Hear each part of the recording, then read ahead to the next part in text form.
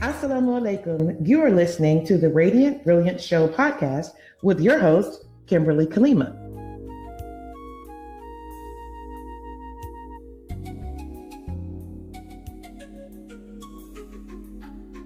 Today, my guest will be Shardae Hasan. I have her on speaking regarding her new website release, and she also has an accompanying ebook that you'll get information on towards the end of the podcast about budget meals for every schedule. I'd like to welcome you to the Radiant Brilliant Show podcast, Shardae. Assalamu alaikum. Walaikum assalam. Thank you so much for having me. Thank you. Now, my first question to you, because they have a lot of new terms for social media these days, is what in the world is a foodie, and how did you realize that you were one? Okay, so first, what is a foodie? To me, a foodie is someone who just finds the joy in food, learning about food, making food. It doesn't necessarily mean that, you're someone who is on the professional side of things, but in today's time and space, you might consider yourself a foodie if you love double tapping food pictures on Instagram, if you love watching those recipe videos that pop up on Facebook, if you are in cookbooks, or if you just, give some thought and care to what you're eating or enjoying your food experience. So it really is a terminology that can fit for a lot of folks, ranging from, one side of the spectrum to another. And when it comes to my own identification as a foodie, I cannot remember a time where I didn't just enjoy the process of cooking and learning about food.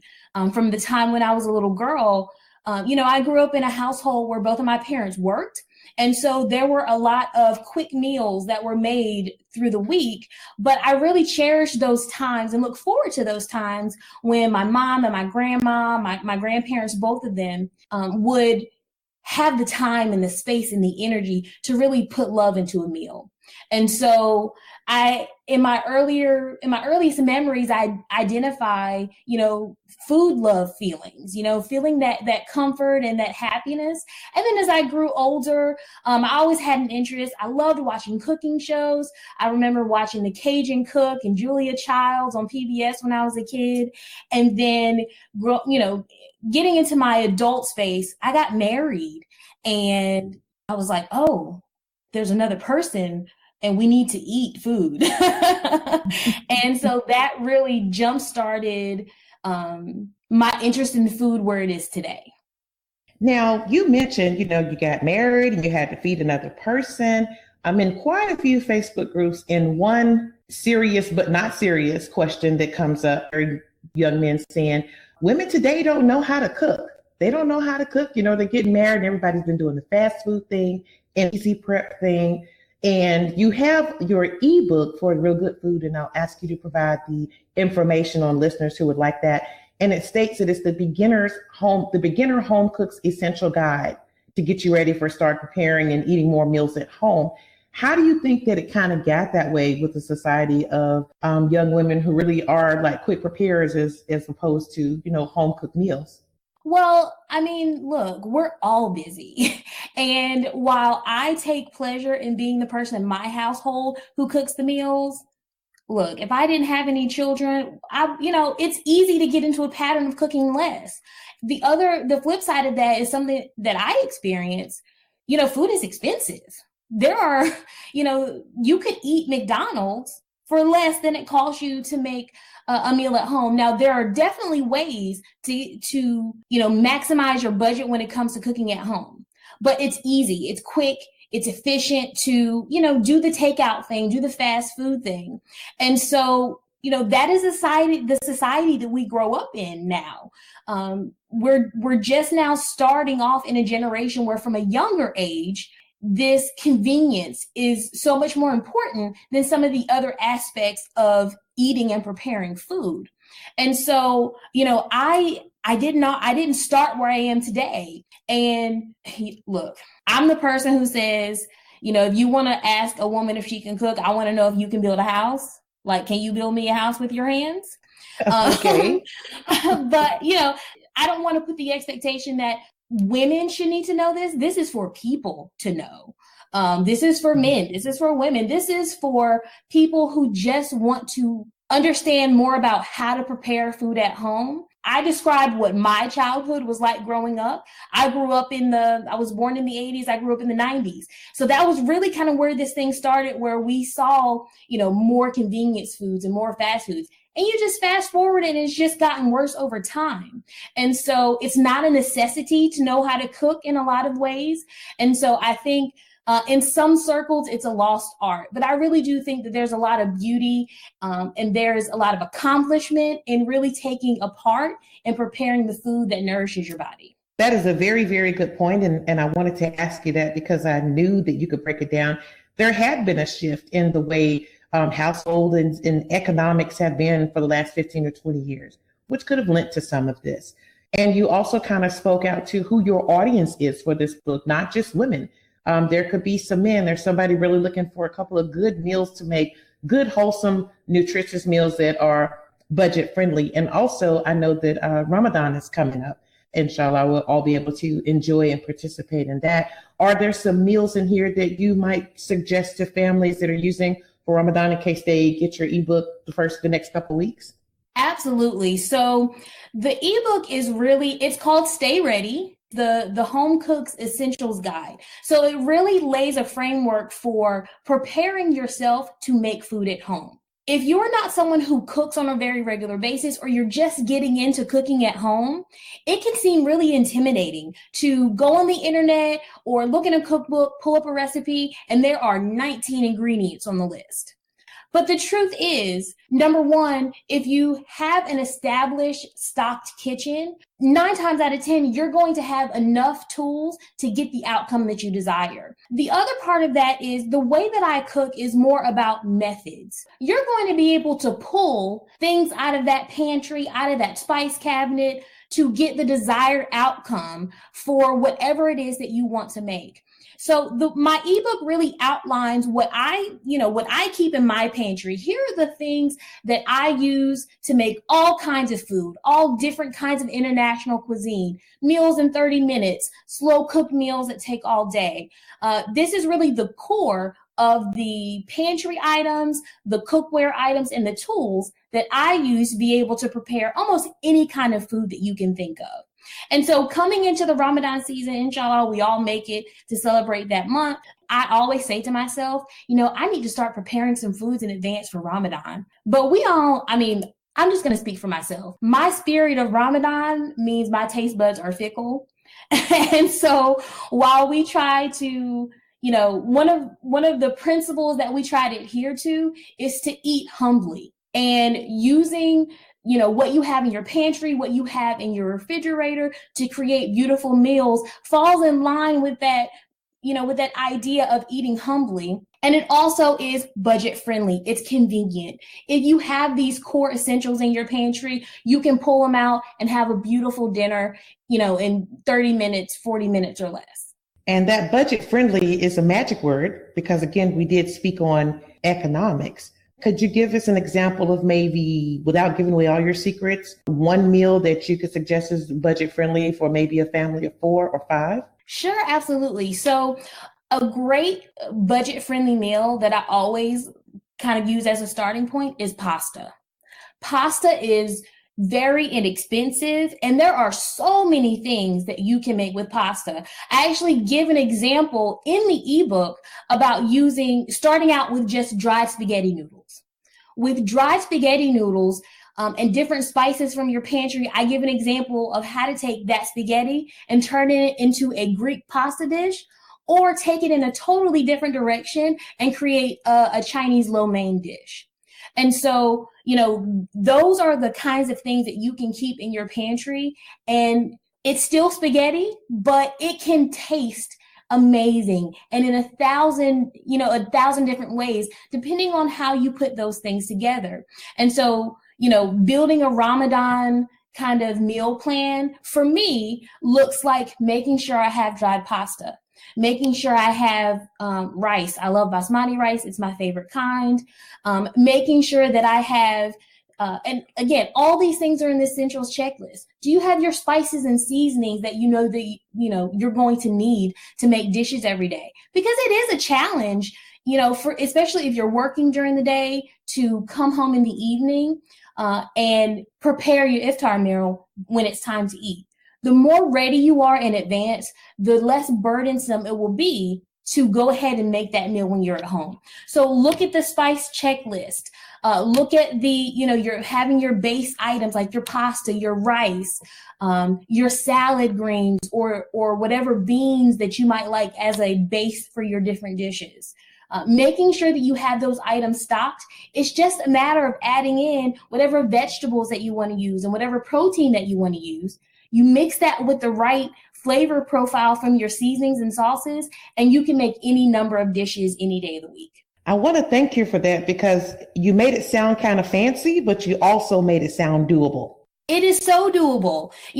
Another thing I have in the ebook, which you're going to need to download to take a look at, is I have a recipe builder formula. Here are the elements that you need to identify in order to build a meal. So once you identify, do I want to eat? I want Italian today.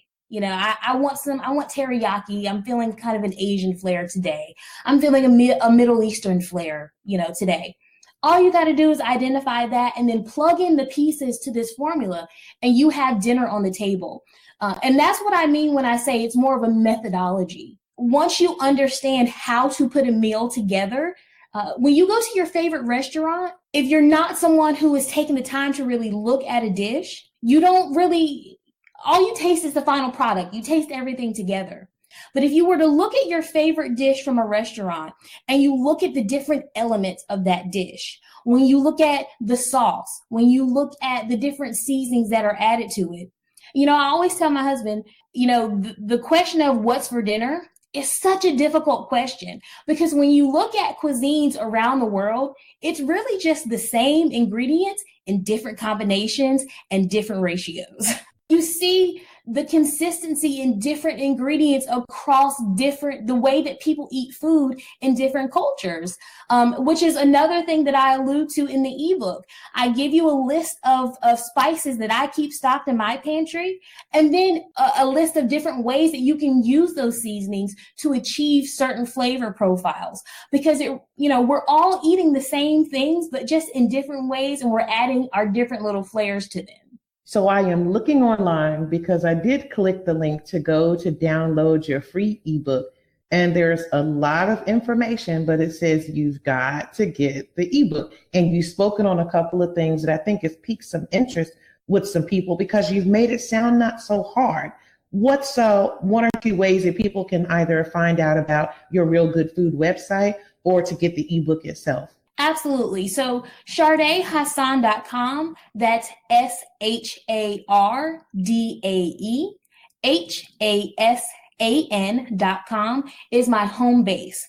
From ShardaeHasan.com, you can click the ebook link up in the right-hand corner, and it will take you to the form. I need your email address, because that's how I'm going to send you the ebook.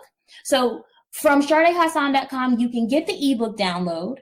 You can look at recipe posts. So in, the other aspect of what I'm doing, not just the education piece on, what you can use in a well-stocked kitchen and how to use them, I'm also providing you with specific recipes, things that I've tested, things that I make in my real kitchen every day for my family. That includes 3 children. So we definitely have some kid-approved recipes there. So you can find those actual recipes. And from there, you can also link to all of my social media platforms. So ShardaeHasan.com is going to be your springboard, and that's where you can get access to the ebook download, as well as view recipes and connect with me on all the other platforms, including Instagram, Facebook, and YouTube. Now, just so people won't think that you're a Johnny-come-lately, what are some things that you have been able to do in your community with the cooking abilities that you have? Sure. I married into a cooking family. And so, my husband's family, my father-in-law, my mother-in-law are the originators of Hasan's Chicken. And if you were a Muslim in the really nationally, but more so, on the West Coast and the Southeast, you've probably had Hasan's chicken at a banquet.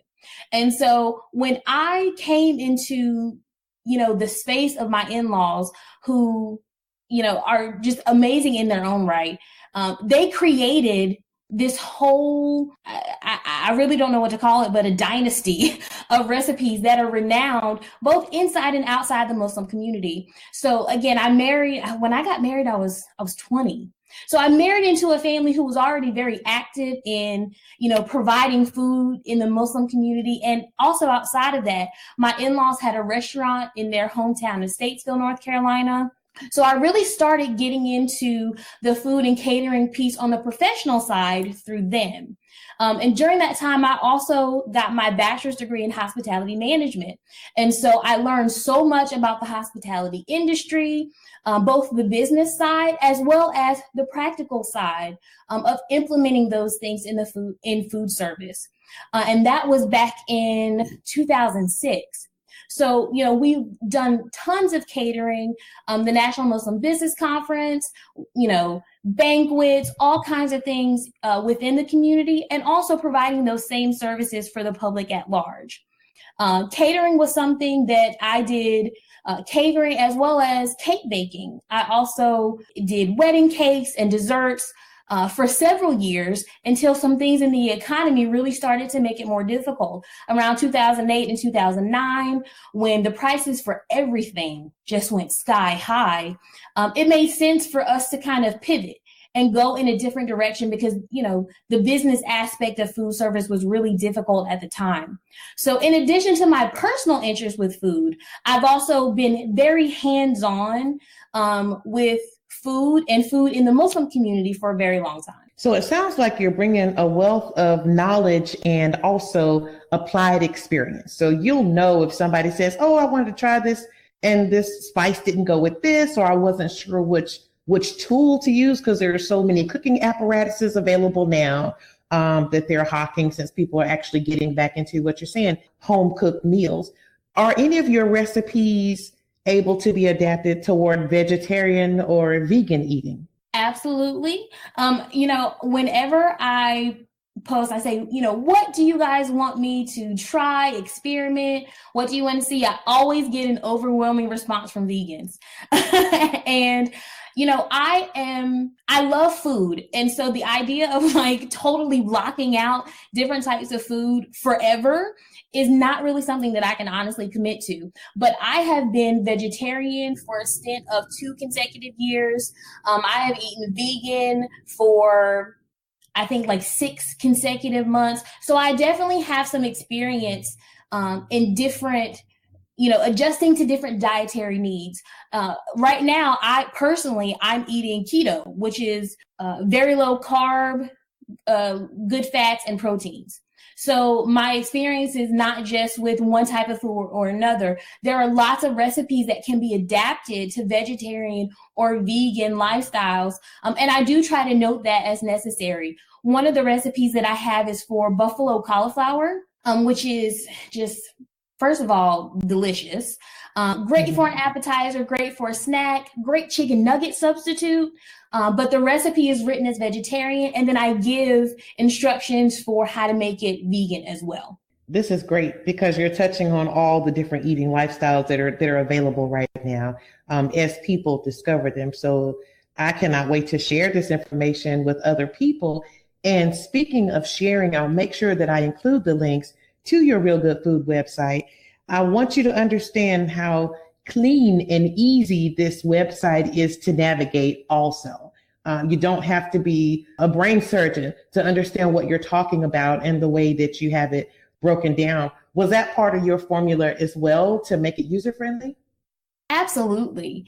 I think it's easy when you're dealing with technology. There are so many apps, software, tools. There's a lot of things that can make it complicated for people to access information.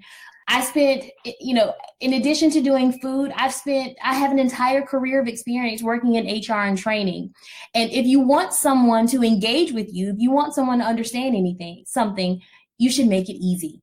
And so it's definitely something that I kept in mind when designing my site, and really putting thought into how can I make it as easy as possible.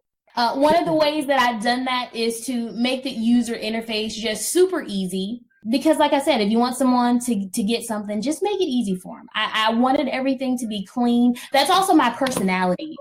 Just a clean design, simple lines. A couple years ago, I started learning about minimalism. And while I'm not someone who's going to, throw out everything in my house and live in a white box, one thing that I take from that is, leaving out things that are not necessary. So it's definitely something that I kept in mind. One person that I saw while actually visiting your site and navigating, surfing, having the best time of my life, was a young lady named B. Smith. And she's one person that I admired for decades. Can you tell us a little bit about her and her influence over what you do? I grew up in Eastern North Carolina, New Bern, North Carolina, 252. And like I said, I grew up watching things like Food Network and The Cajun Cook and Julia Childs, but there were very few faces that looked like mine in the food and lifestyle world. And I remember distinctly the first time that I saw the show B. Smith with Style. I didn't know who this woman was, but I remember just seeing her, and everything about her exuded the highest level of class and excellence. Everything about this woman commanded your attention and demanded your respect. Once I started to learn more about, her life and all the things that she had accomplished, it was just very major for me to see a woman of color in that space. There were so few at the time. There are still not many today. And one of my goals is to become one of those faces in the food and lifestyle industry. But I just remember the impact of seeing what she was accomplishing with her. Like I said, I was introduced to her through her TV show, B. Smith with Style, but she's a restaurateur. She was the first African-American woman to have a line of home products in Bed Bath & Beyond, which is major when, her contemporaries in this field that people know today are Paula Deen, the pioneer woman, Rachel Ray. The kind of impact that those ladies are having today is what B. Smith was pioneering in the 90s and the 2000s. And so the way that she started out her career in modeling and some hosting, and really saw an opportunity and jumped into it with all of the passion and authenticity that she brought with her to everything that she did. And it was just so major to me to see that influence and to see her be able to achieve so much over the decades of her career.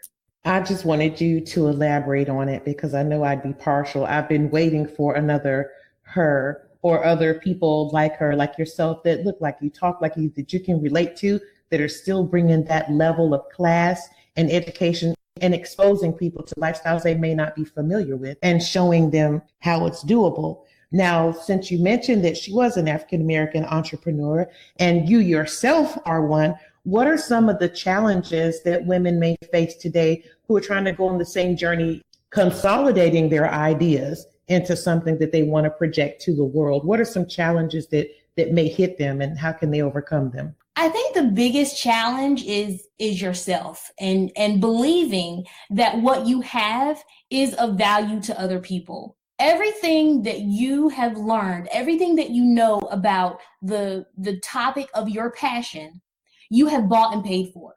You have, you've learned the hard lessons, you have experimented, you have fallen down, you have gotten back up. Whatever it is that you love and are so passionate about and have invested in, because just because you like something doesn't make you an expert on it. But if you have invested in your passion, you have bought and paid for your experience, and it is of value to someone. You are saving someone else the trouble of going from 0 to 100 because you've done it for them. And so believing that what you have, what you know, or what you can offer is of value, I think is the first hurdle to get over. And more we're overcoming that. As women and as African Americans, African American women are the largest growing population of new business owners. So we are starting to jump into that space, but this applies to everyone.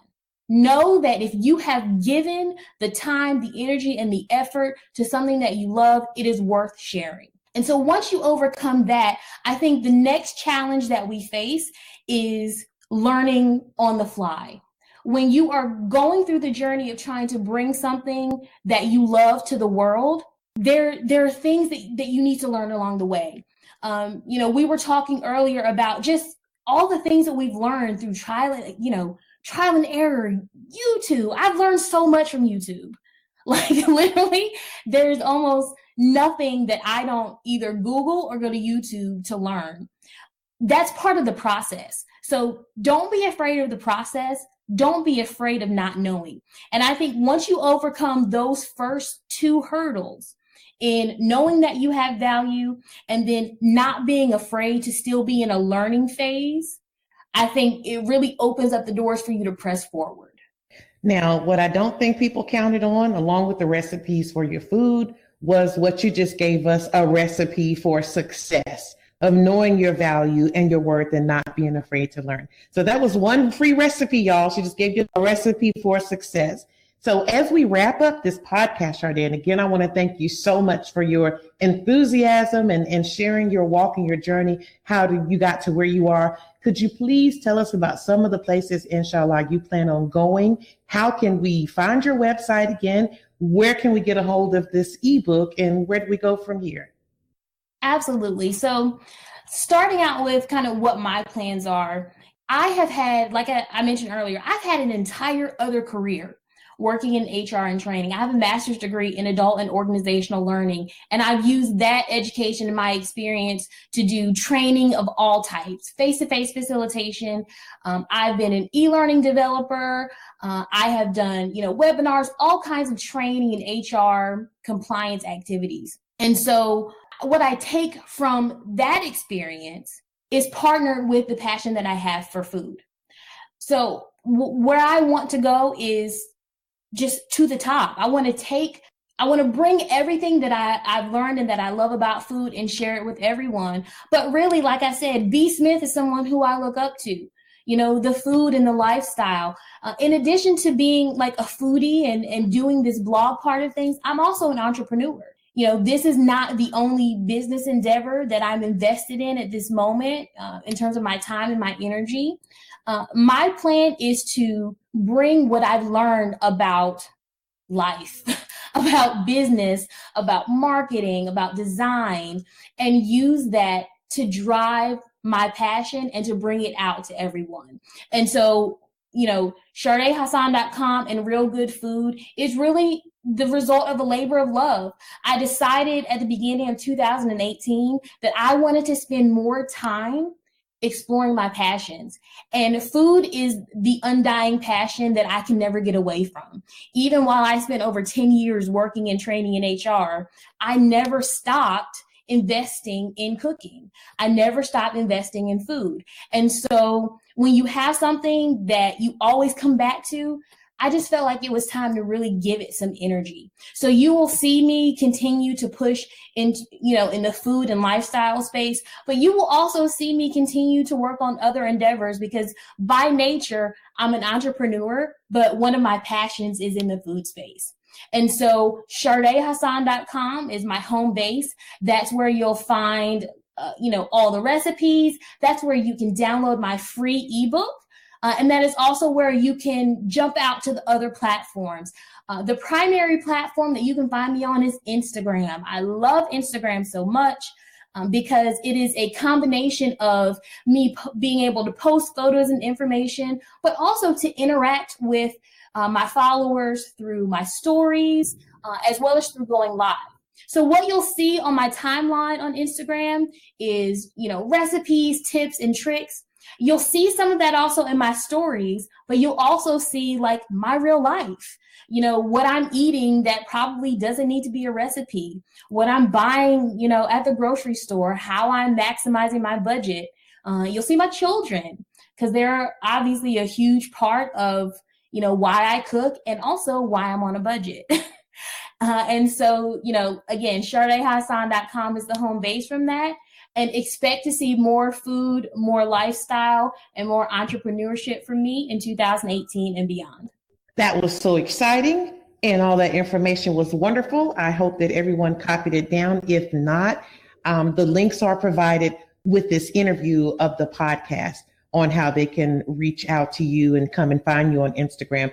And I'm glad you chose Instagram because that's where you get your pictures and we can see all that delicious food. So I personally thank you for that. But this will wrap up another episode of the Radiant Brilliance Show podcast. I'd like to thank Sister Shardae Hasan once again for coming on to explain her website, Real Good Food, to talk to us about her Stay Ready ebook and all the ventures that she has as a foodie and lifestyle expert. You can find previous episodes of the Radiant Brilliance Show podcast at www.theradiantbrillianceshow.com under that same name on Facebook, the TRBS podcast on Instagram, and also on Twitter. Thank you so much for tuning in, and we will catch you next time. Assalamu alaikum.